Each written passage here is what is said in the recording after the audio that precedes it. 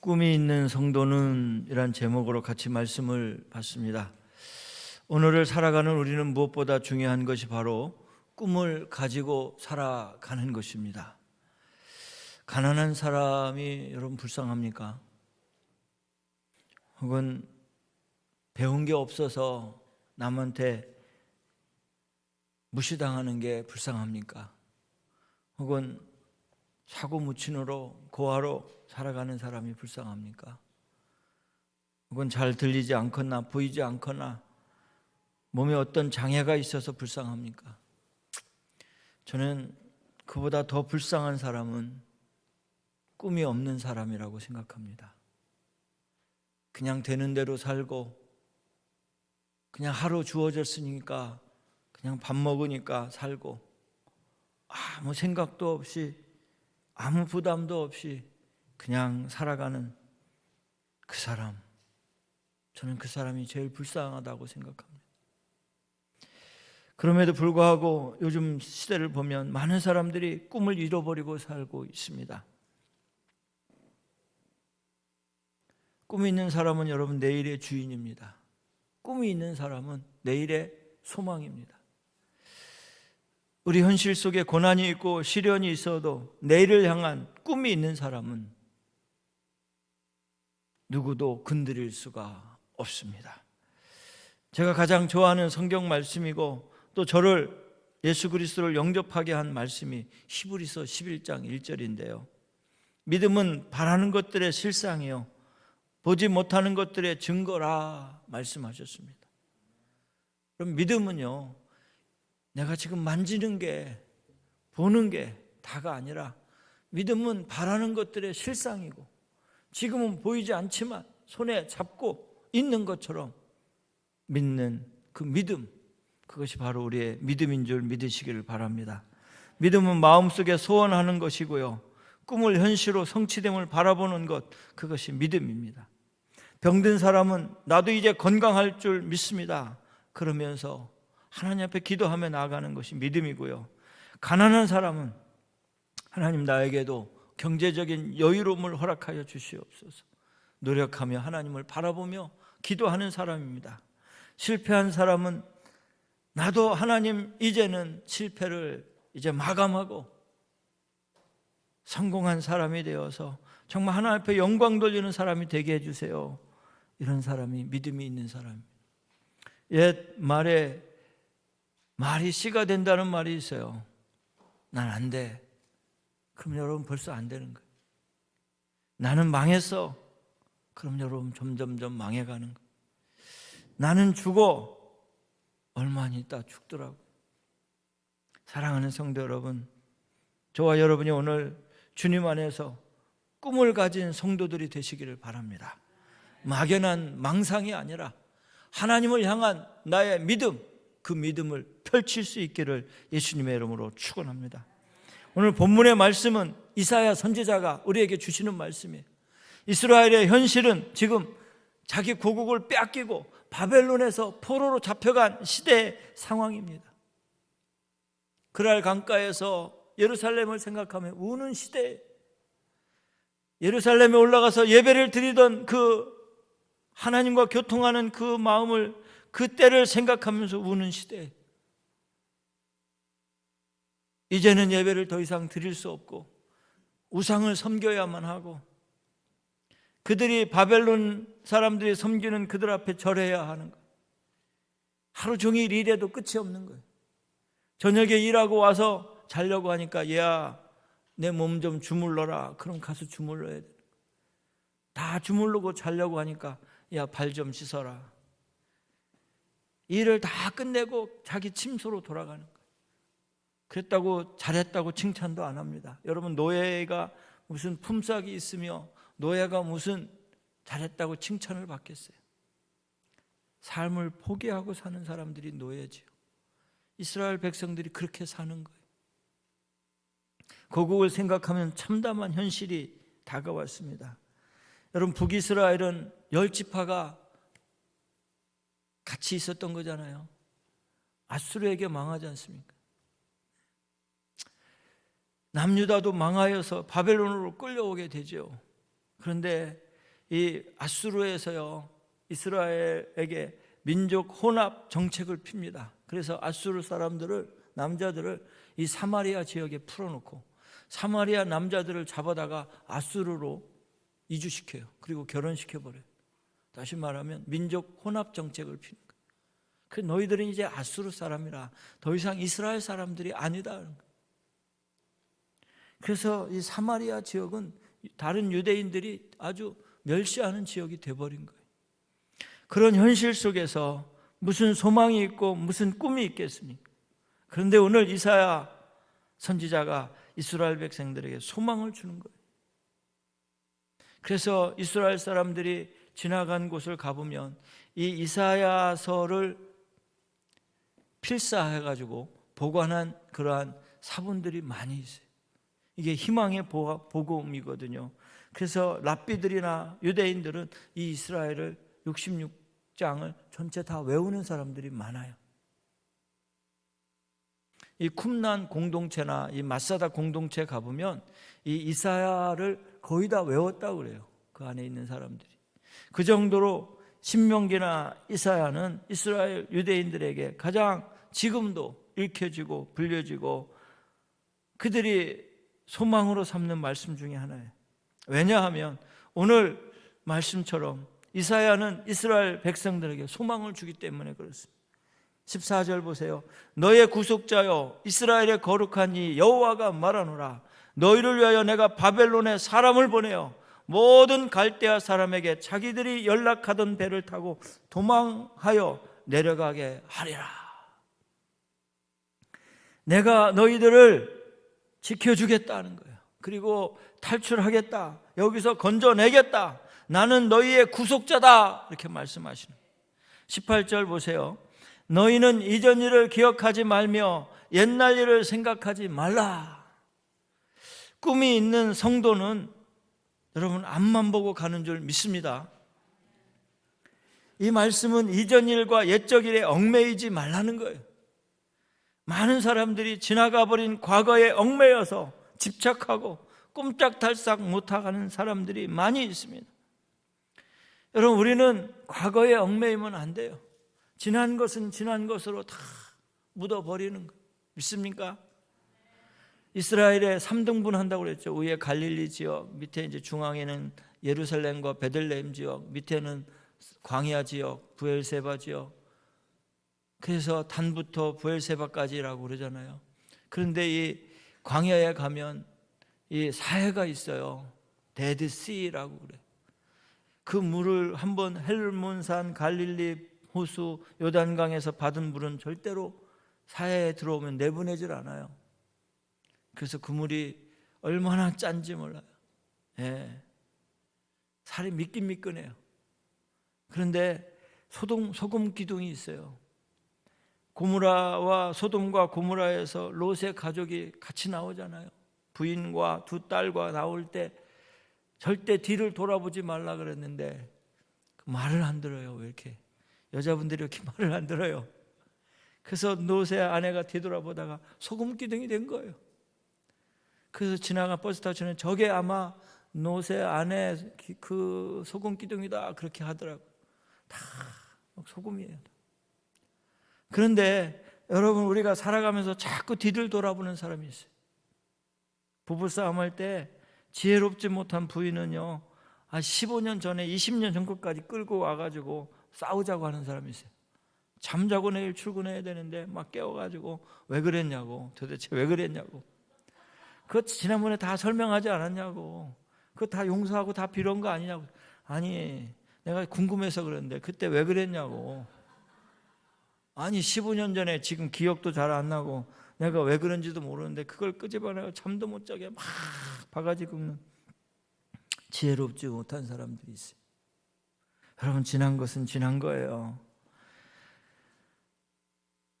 기억할 것은 좋은 일, 감사한 일, 기쁜 일, 행복한 일을 많이 기억하세요. 그리고 아픈 것, 잊어버려야 할 건 빨리 잊어버리세요. 고통스러운 것, 괴로운 것, 억울했던 것, 원망과 불평이 있었던 거 다 잊어버리고 지금 새로운 오늘을 향해서 나가시기를 바랍니다. 요즘 현대인들이 많은 사람들이 병을 앓고 있대요. 무슨 병이냐면 마음의 병을 잃어버려야 되는데 잃어버리지 않고 계속 생각하고 그거를 묵상하고 또 안고 자고 그걸 또 묵상하고 끄집어내서 또 생각하고 그런 나쁜 있나 막 이러면서 그래가지고 과거에 그거 가지고 정신질환이 있고요, 마음의 병이 있는 거예요. 마음의 병은 누구도 고칠 수 없어요. 병원에 가도 그게 안 나와요. 불면증에다가 스트레스를 받고 또 우울증에다가 또 수많은 그러한 병들이 막 생기는데 그게 대부분이 마음고생 때문에 그렇다는 거예요. 여러분 빨리 잊어버리시기를 주님의 이름으로 축원합니다. 우리 마음에 쓰레기 같은 그 악한 또 옛 과거가 있다면 빨리 버려야 돼요. 여러분 쓰레기는 빨리 버리잖아요. 며칠만 안 가져가도 여름에 얼마나 냄새가 나요. 저는 쓰레기 치는 사람만 보면 막 손 흔들고 막 고맙다고 그러고 연말 되면 돈도 주고 막 그래. 화요일 날 나가고 금요일 날 나가는데 빨리빨리 쳐주니까 얼마나 좋은지 몰라요. 여러분 외국에 가면 막 쓰레기들이 막 널려져 있잖아요. 뉴욕은 얼마나 깨끗한지 몰라요. 일주일에 2번씩 치기 때문에 그래요. 그분들 보면 정말 여러분 고맙다고 인사 좀 하세요. 우리 마음속에도 불평과 원망과 상처들이 있는데 그걸 빨리 버려야 되는데 그걸 품고 묵상하고 그걸 또 사모하고 또 끄집어내서 또 막 들여다보고 또 묵상하고 그러는 거예요. Let them go. 보내세요.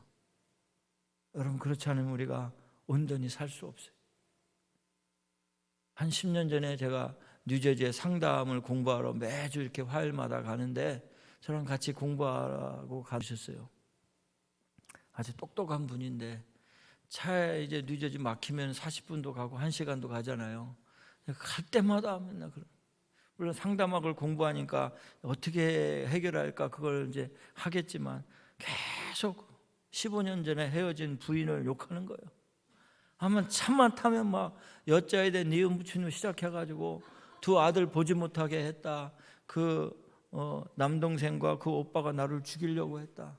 그걸 주재하던 그 변호사가 있었는데 그분도 나쁜 사람이다. 상담해주는 여자 목사님 그분도 참 나쁜 사람이다. 그 부인은 더 나쁘다. 내가 그 부인을 만나가지고 이렇게 내가 망쳤다. 막 맨날 얘기하는 거예요. 갈 때 1시간, 올 때 1시간, 또 공부할 때. 제가 한 3주, 4주 하다가요. 제가 막 그래서 내가 정 목사님 이제 그만하시라고. 언제까지 목사님 15년의 그 망상 속에서 그 사모님 원망하고 살 거냐고. 원망하면 그분이 다시 돌아오냐고. 그게 다시 해결되냐고. 지난 것은 지난 것으로 그냥 보내시라고. 그리고 잘 살라고 축복하시라고. 아들 2 낳아서 같이 살면서 키우고 있는데 그렇게 욕하냐고. 그랬더니 막 이분이 얼굴이 우락부락 하면서 후배 목사가 나한테 그럴 수 있냐고 하면서 연락도 안 하시더라고. 차도 다른 차 타고 다니고. 1년 후에 거리에서 만났는데 그때 그 말에서 참 고맙다고. 내가 그 후로는 다시 그를 재언급하지 않게 됐다고 그러시더라고. 코로나로 돌아가셨어요. 참 안타깝죠. 오늘 말씀에 보면 너희는 이전 일을 기억하지 말며 옛날 일을 생각하지 말라. 과거는 과거의 것으로 잃어버리세요. 회개할 것 있으면 여러분 회개하시고 하나님 앞에 내려놓으시고 과거에 묻혀 살지 않기를 예수님의 이름으로 축원합니다. 과거에 잘한 것을 자꾸 묵상하면 여러분 교만해지고요. 과거에 잘못된 것 자꾸 묵상하면 열등의식 가면서 꼼짝을 못해요. 거기서 나오시기를 주님의 이름으로 축원합니다. 이사야서 1장 18절에 보면 여호와께서 말씀하시되 오라 우리가 서로 변론하자. 너희 죄가 주홍같이 지라도 눈과 같이 이어질 것이요 진홍같이 붉을지라도 양털같이 희게 되리라. 주님은 우리의 죄를 다 용서하시고 기억지도 않는 거예요. 나에게 죄진 사람 찾아가서 왜 그랬냐고 10년 전에 왜 그랬냐니 그 사람은 기억도 못해. 근데 나는 그 10년 동안 그걸 가지고 막 원수를 언제 갚지? 이러고 사는 거예요. 그 세월을 어떻게 보상받겠어요? 여러분? 미가서 7장 19절에 보면 다시 우리를 불쌍히 여기셔서 우리의 죄악을 발로 밟으시고 우리의 모든 죄를 깊은 바다에 던지시리라. 다시 한번 같이 한번 읽어볼까요? 시작. 다시 우리를 불쌍히 여기셔서 우리의 죄악을 발로 밟으시고 우리의 모든 죄를 깊은 바다에 던지신다. 잘 보세요. 우리가 지은 모든 죄를 어떻게 한다고요? 발로 밟으셨다고 그랬어요. 우리가 지은 모든 죄를 어떻게 했다고요? 깊은 바다에 던지셨다고 그랬어요. 깊은 바다에 던지면 여러분 꺼낼 수 있어요? 못 꺼내요. 우리의 죄악을 달로 밟으시고 또 바다에 던지셨어요. 동이 서에서 먼 것처럼 멀리 하시고 기억지도 아니하신다는 거예요. 그런데 우리는 그걸 가지고 날마다 묵상하면 어떻게 하겠다? 다 잊어버리시고 여러분 기억하지 마시고 다 주님 앞에 해결받으시기를 주님의 이름으로 축원합니다. 고린도후서 5장 17절에 보면 그런즉 누구든지 그리스도 안에 있으면 새로운 피조물이라 이전 것은 지나갔으니 보라 새 것이 되었도다. 우리는 과거에 얽매이지 말고 꿈과 소망을 가지고 미래 지향적으로 나아갈 수 있기를 바랍니다. 주님이 나와 함께 하신다. 주님이 나를 도우신다. 오늘 또 우리에게 말씀하시는 줄 믿으시기를 바랍니다. 오늘 말씀에 보면 15절 나는 여호와 너희의 거룩한 이요 이스라엘의 창조자요 너희의 왕이니라. 나 여호와가 이같이 말하노라. 바닷 가운데 길을 큰 물 가운데 지름길을 내고. 여러분 주님 붙잡고 나아갈 때 모든 아픈 상처들 치유되기를 예수님의 이름으로 축원합니다. 살아계신 하나님, 전능하신 하나님, 그분과 함께 오늘 앞만 바라보고 나아갈 수 있기를 바랍니다. 자꾸 뒤를 돌아보지 마세요. 그리고 주님을 향해 주님과 함께 같이 가시기를 주님의 이름으로 축원합니다. 오늘 일부 예배 드리는데 뒤에 여자 집사님 한 분이 오셔서 예배는 계속 우는 거예요. 계속 울어요. 과거에 그렇게 한이 맺혔는지 말씀을 들으면서 계속 우는 거예요. 예배 끝날 때 되니까 눈이 퉁퉁 부어있어요. 여러분 우리는 정말 어찌할 수 없습니다. 내가 어찌할 수 없는 상황은 그냥 주님 앞에 다 내려놓고 주님 붙잡으시기를 바랍니다. 그러면 주님이 해결해 줄 줄로 믿습니다. 꿈이 있는 성도는 또 새 출발하는 거예요. 오늘 19절 말씀 보세요. 보라 내가 새 일을 행하리니 이제 나타날 것이라 너희가 그것을 알지 못하느냐. 반드시 내가 광야의 길을 사막에 강을 내리니. 새로운 출발하시기를 바랍니다. 오늘 우리는 이 아침에 새로운 출발을 해야 합니다. 우리는 날마다 새롭게 출발해야 하는 줄 믿으시기를 바랍니다. 참된 신앙에는요 항상 도전하는 거예요. 항상 소망을 가지는 거예요. 항상 꿈을 가지고 새롭게 출발하는 것입니다. 성도의 신앙생활은 오늘 새 출발하는 거예요. 주님은 과거를 묻지 않습니다. 과거는 과거대로 보내는 거예요. 잘못한 거 있으면 회개하고 잘한 거 있으면 주님 앞에 영광을 올려드리고 새롭게 출발하는 거예요. 여러분 스시를 먹을 때 옆에 나온 게 뭐죠?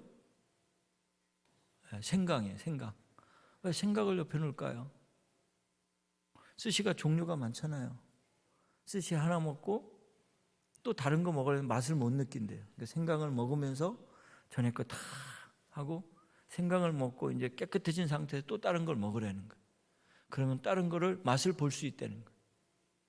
야, 그러면서 생강을 옆에 놓은 게 참 오묘하구나 그랬어요. 아니 막 씹다가 그냥 또 다른 거 먹으면 이거 맛을 모르잖아요. 생강을 먹으면서 다 해결하라는 거예요. 그리고 새로운 것도 맛을 보라는 거예요. 맛있는 거 또 갖다 먹으라는 거예요. 그 다음부터 제가 생강을 많이 먹게 됐어요.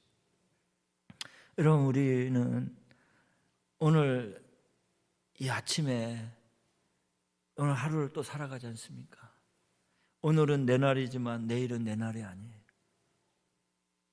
잘 모르시는 분들은 오늘이 가장 젊은 날이에요. 믿습니까, 여러분?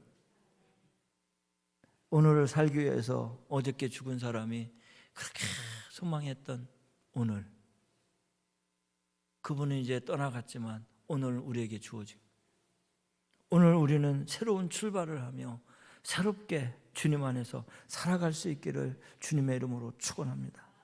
믿음이 없고 소망이 없는 사람은 주저앉아 실패한 삶을 붙잡고 울고 있겠지만, 그러나 우리는 실패 가운데 오늘 다시 일어나 새 일을 행해야 할 줄로 믿습니다.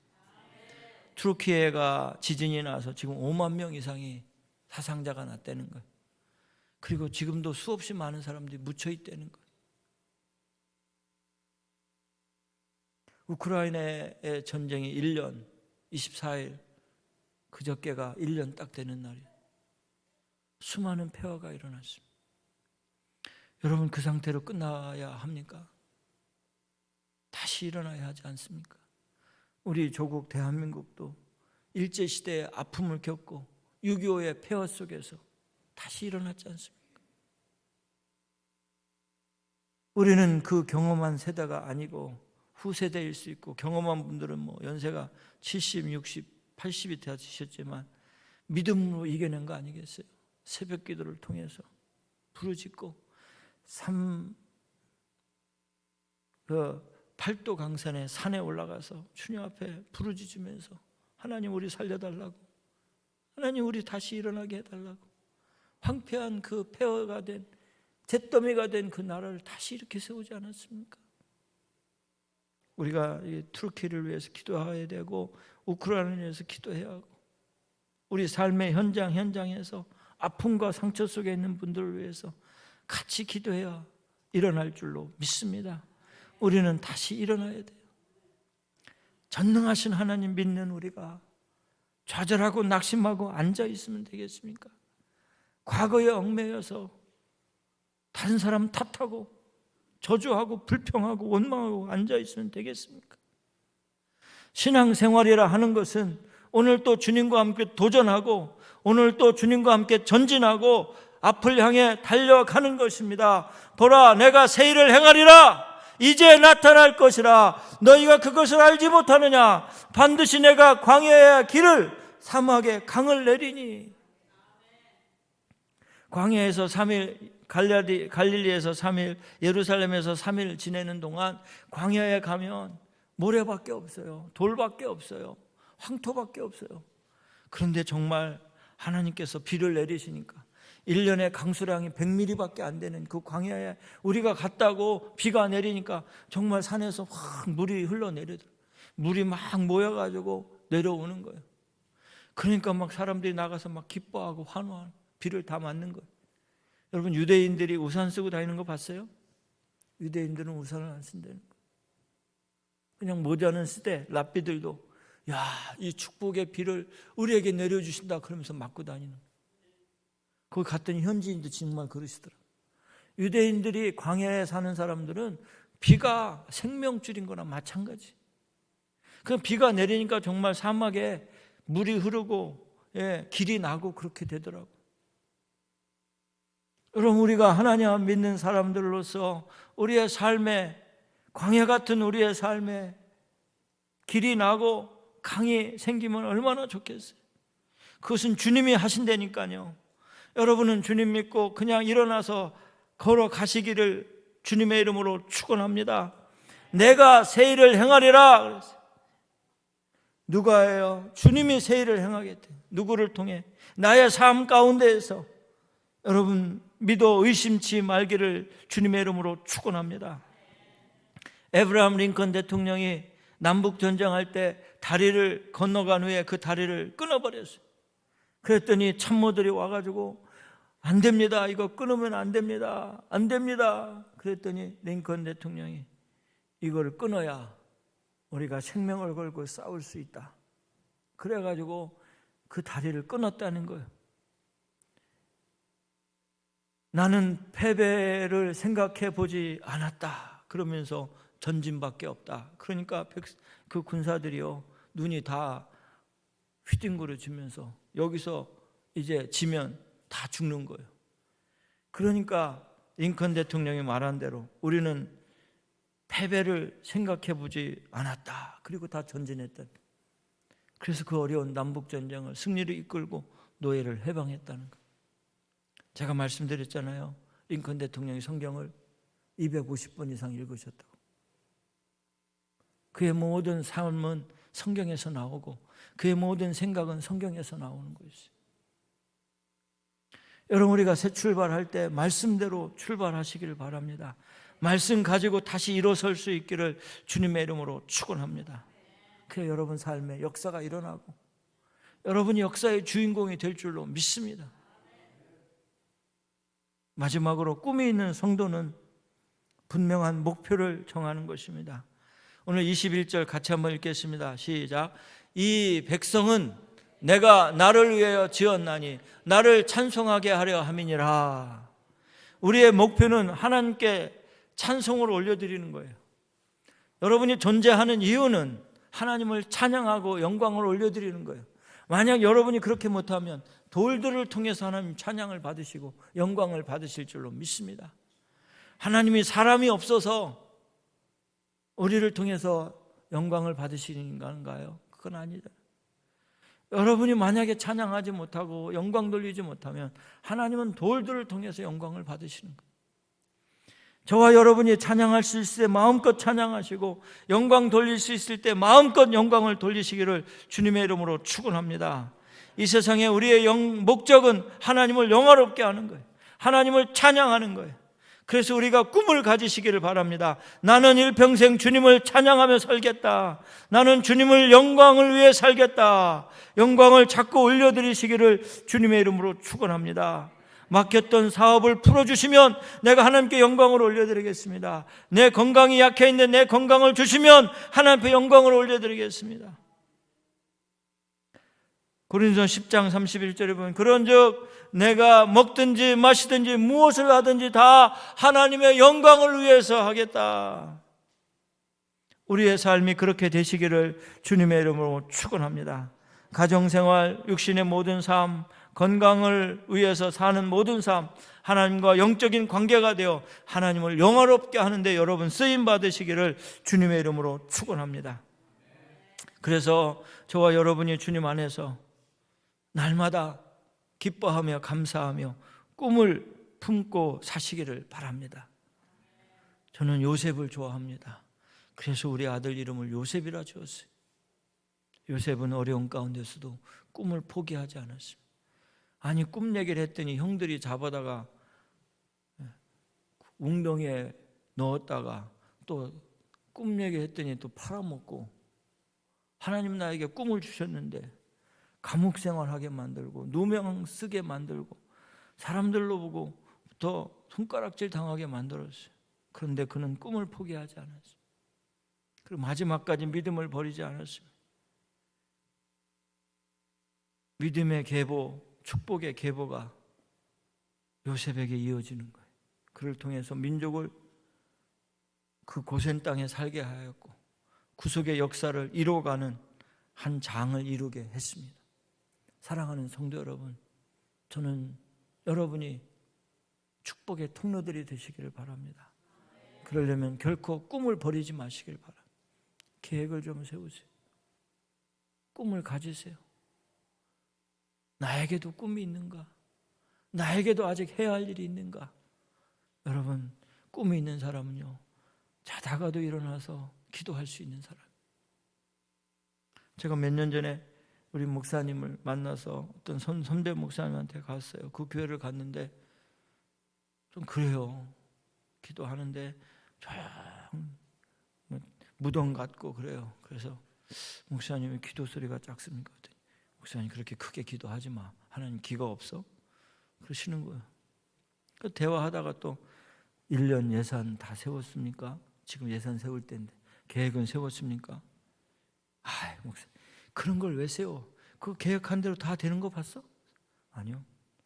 그 예산 짠다고 그게 다 돼? 그래서 아니요. 제가 완전히 세뇌 교육 받는 것처럼. 근데 나오면서 이건 아닌데 해서.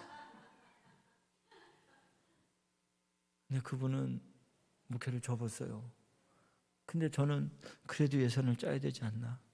그래도 계획을 세워야 되지 않나? 네가 지금 힘들다고 다 포기하고 손 놓고 있으면 어떡하나? 그러면서 저는 계획을 짰고 예산을 짰어요. 지금까지 하나님이 인도해 주시면. 자랑하지 않은 게 아니라 여러분 꿈이 있습니까? 여러분 소망이 있습니까? 지금 어렵다고 힘들다고 안 세우면 안 되는 꿈을 세우고, 올해 내가 성경을 몇 번 읽을 것이다. 내가 올해는 몇 명을 전도할 것이다. 올해 내가 자녀들 양육할 것이다. 이렇게 할 것이다. 저렇게 할 것이다. 내가 건강을 위해서 운동을 1시간씩 하겠다. 하여튼 계획을 세우세요. 그래서 여러분 꿈의 소년, 꿈의 소녀들이 되시기를 주님의 이름으로 축원합니다. 꿈이 있는 성도는 하나님이 쓰실 줄로 믿습니다. 꿈이 있는 사람은 미래의 주인공이 될 수 있습니다. 꿈이 있는 사람 하나님 반드시 높여서 많은 사람들을 보게 할 것이고 하나님 앞에 영광 돌리는데 맨 앞에 사용할 줄로 믿습니다. 여러분 꿈을 가지시길 바랍니다. 그러면 여러분 하나님의 꿈을 볼 것입니다. 꿈을 이루어 주심을 맛볼 것이고 성취하는 것을 눈으로 목도할 줄로 믿습니다. 그런 은혜가 저와 여러분에게 있기를 바랍니다. 우리 같이 찬양 한 장 하시면서 하나님 앞에 꿈을 다시 한번 확인하시고 이 시간 나아가는 시간 되기를 원합니다. 하나님은 나를 지키시는 자, 하나님은 너를 지키시는 자, 우리 우편에서 늘 그늘이 되어주시고 우리 가는 길에 동행자가 되어주실 줄로 믿습니다. 전능하신 하나님은 오늘 붙잡으시기를 바랍니다. 그리고 꿈과 소망을 가지시기를 바랍니다. 다시 일어나서 출발하시기를 바랍니다. 주님의 새 일을 행하시는 저와 여러분이 되시기를 주님의 이름으로 축원합니다.